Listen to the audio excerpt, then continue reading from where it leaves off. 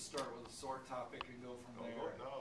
Let's, if you would talk a little bit about the struggles in the final possessions. I mean, is it good news that you're putting yourself in a good position on the road, or is it, is the bad news that you can't find a way to get over that hump? Oh, it's definitely good news to be in a position to win. I mean, that's what you want. If you're not in that position, the last possession really doesn't mean anything. So, and then the next step is, are you, that you get a shot. You want to be able to get a shot. And for the most part, we've done that. And we've gotten pretty good shots. Some have been plan A, some have been plan B. But, most of the time, it's ended up in Jordan's hands possibly, and we try to get Jordan or Austin involved in the last play. So, that's been pretty much how we've had things go, how we ran things. Now,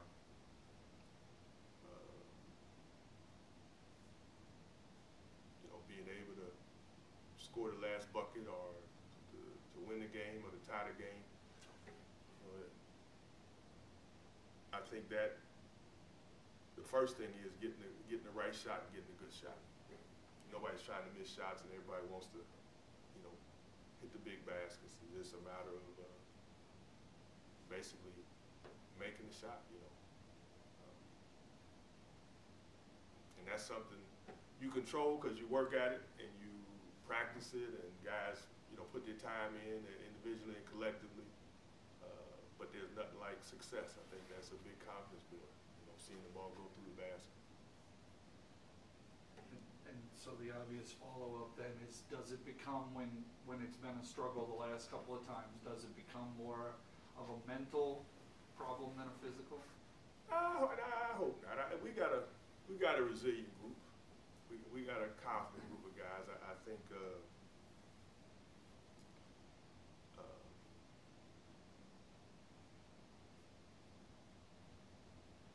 I don't believe they're going into situations thinking that they're not going to succeed. No question. I don't think it's not a self-proclaiming prophecy. We're confident because guys, they shoot them in practice, we shoot them in the game. I think it's just a matter of the ball going in the basket. I mean, I can't explain it much more than that.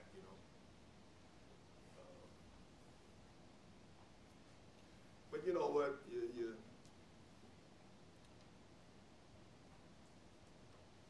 At the end of games, those are your, kind of, I don't know what the right word is, but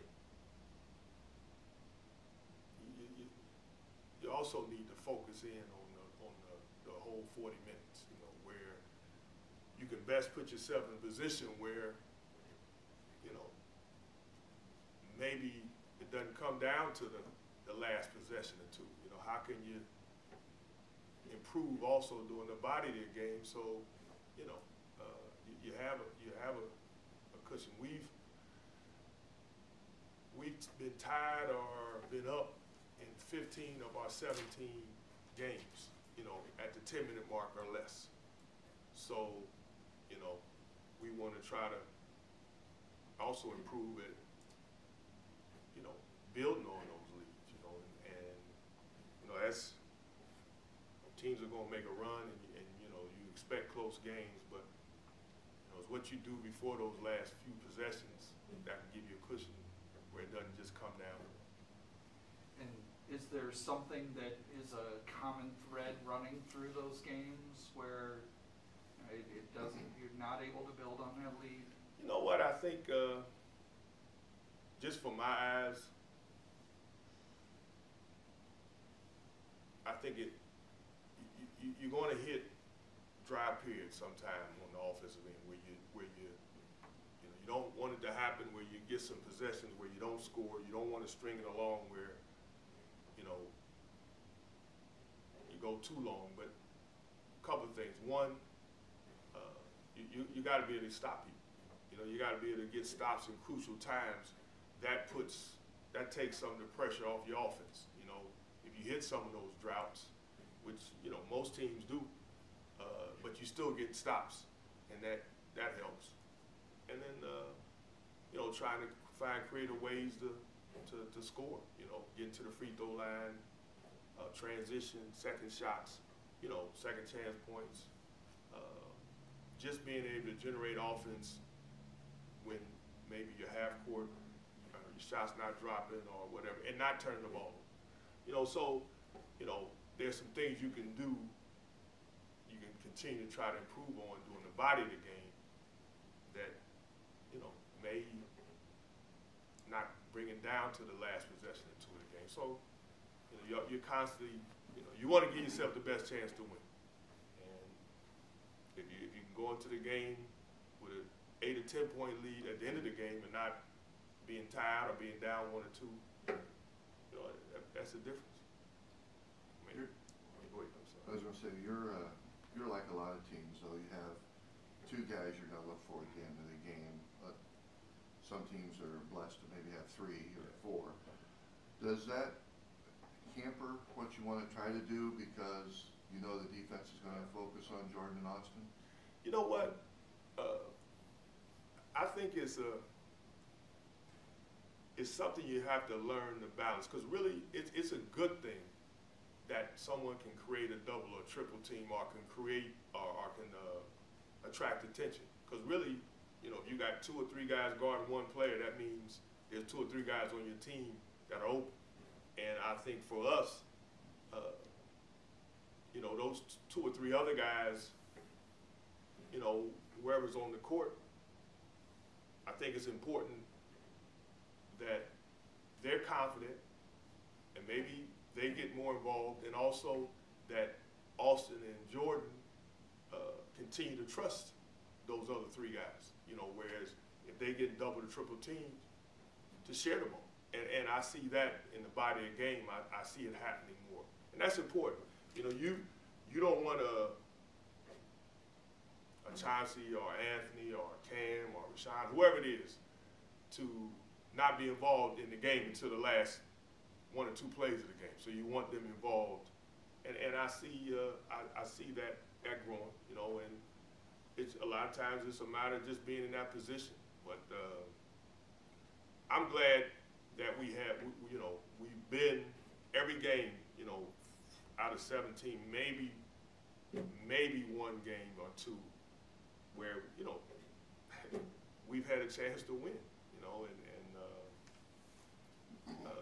you want to be in that position, and now, you know, getting other guys involved and having Austin and Jordan make plays. You know, it's not always about them making baskets.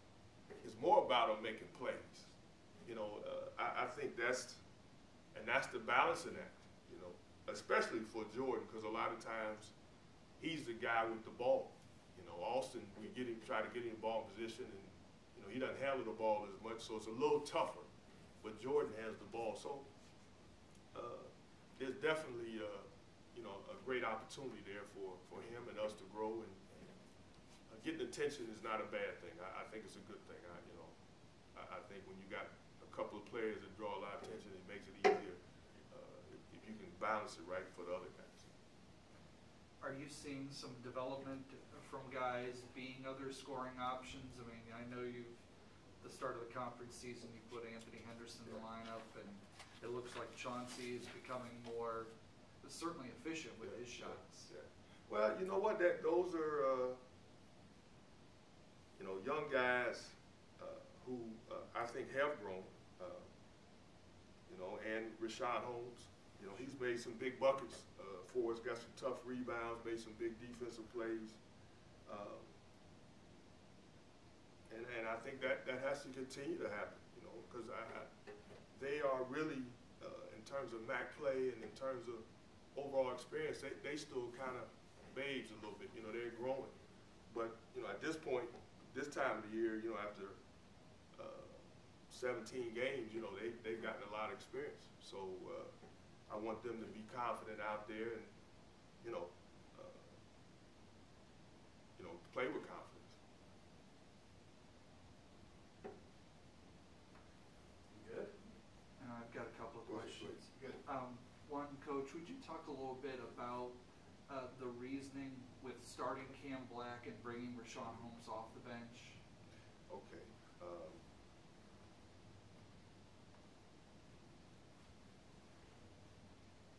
Cam is his experience, and he really is position-wise. He knows his job. He's the best position defender in the post on our team. I mean, and I think he's one of the best post defenders in the league. You know, it's one thing to play defense before a guy catches the ball. It's one thing to execute the scout report, whether to take away his left shoulder, take away his right shoulder. It's another thing to be able to help, early help, you know, and not late help.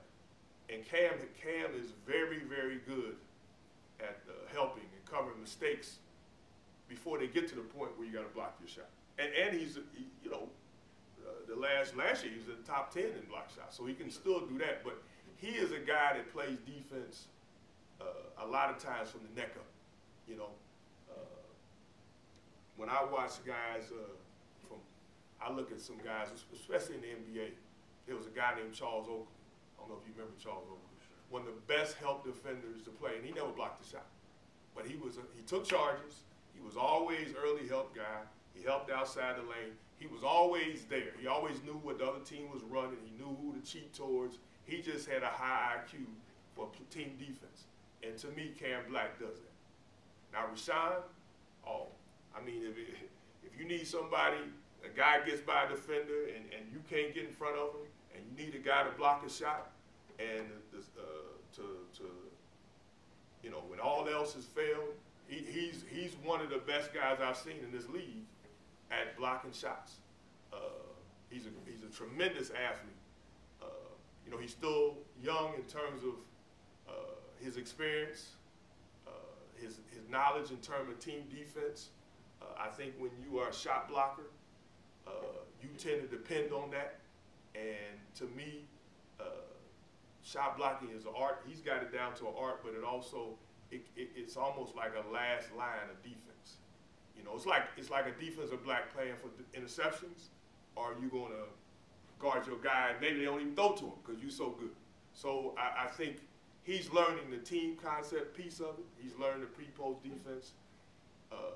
His stamina is building. You know, he playing hard for long periods of time and building up his stamina. So to me, they're a perfect complement for each other. And at times, as they get more experience, they're going to play together. So I think they complement each other. And I think it's great to have them both because they both do different things to help your team. But having Cam out there in terms of implementing the scout report, knowing the league, knowing personnel, just knowing his job, it just, you know, you can count on him to do that. And Rashawn is still growing. But athletically, you know, Rashawn, great athlete, big talent. I mean, just a guy that's getting better all the time. But, you know, I think it's important that you know, Cam gives you those intangible things that really a junior and a guy with his experience and his willingness and IQ, you know, it's hard to make up for. Will you talk a little bit at the offensive end? I know they're not first, second offensive options, but did you kind of contrast them offensively? Cam's more, I mean, he's become more of a banger, more of a physical guy. You know, he's a guy that he's very skilled. He knows how to use his body, and he's gotten better at that. Because really, when he got here, Cam was not really a low post player. He was a face-up skill guy. You know, when in high school with his dad, he broke the press. He did a lot of stuff. He handled the ball, you know, and he's still skilled, but he's transformed it into, hey, I got a big body. I'm developing my body. You know, I'm gonna use my skills around the basket, and he's more of a low post skill guy. Where Rashawn, activity. Offensive rebound, running the floor, tap dunks, alley-oops. Has a nice face-up shot, which we encourage him to shoot more. Has to continue to get stronger to be able to hold his position and be a low post guy. So they score in different ways. You can watch the game and see, you know, how that they score in different ways. But we need them. We need offense from them. And one thing that a low post guy does for you is he occupies the other post defender. So if that guy's a help defender, say like a Zeke Marshall, a backer, if you don't occupy him, he's not going to guard you. So he's just going to help out on everybody else. So, you know, you need your big guys involved offensively because they occupy the other team's big guy and they help get people in foul trouble. So they're two different guys, athletically and physically, two different players, and they help you in different ways. But I think together, I think they complement each other on both ends of the floor. Will you talk? I appreciate that. Will you talk a little bit about the injury situation and how? First of all, how close is Javon to coming back? I think it's still a little ways away. You know, I don't know exactly. I know he won't play. He's not going to play Wednesday. You know, I mean, he's still out for a little bit. But from that point on, I'm not exactly sure. Was his an ankle twist? Yeah, it was a sprained ankle. Yeah, Okay. yeah, sprained ankle. And am I right in saying that Craig did play against Buffalo, but not in the second half? Did I? No, he didn't play in the second half. He got 2 quick fouls, and he didn't play in the second half, but he was available to play. Okay. And so you would expect he'd be available? Yeah. And then, you know, I'll give you one other. James Erber's sprained his ankle, so he'll be out for a little while. I don't know how long. The one thing we could say there is that he'll miss Wednesday. Yeah. Thank you. Finally, on Martin Luther King Day, can I just talk a little bit about, or if you would please talk a little bit about his impact on you? Well, you know, it's great that he's honored his birthday. You know, they have a day, but you know, his impact is everything. His impact is for me from me standing here right now talking to you guys, my children, with the opportunities they have, you know, college degrees, jobs, the opportunities that, you know, that I've had in my life, my family, and all people. His impact is every day, you know, so I respect and appreciate the fact that it's a national holiday, but his impact is every day. And the fact that you got inauguration on the same day with the first African American president, you know, second term, I think that's a timely message. But you know, I've dealt with things in my life, you know, that I thank God that, you know, he was the man that he was, and that God used him in a mighty way, and he let him use him, because I've seen it in my own life. So, you know, every time I hear his speech, I get chills. You know, he's impacted me every day, not just today. So, but you know, I'm glad that they are. Yes. I was going to actually ask something about Kent. Go ahead. Go ahead. Yes, I ask don't about mean to Kent. go Go ahead. from MLK to Yeah, I got, from Martin Luther King and Go Kent, ahead. but what have you seen from them? You know what? I watched them. We played. They played Miami and Buffalo before we played them. I think they're extremely quick as a team. You know, they don't have a whole lot of size, but they have very good quickness. I think Chris Evans, you know, probably all around, you know, impacts the game as much as anybody in our league, and he's a tough cover. And I think Randall Hope, as a senior, has really stepped up, especially on the offensive end.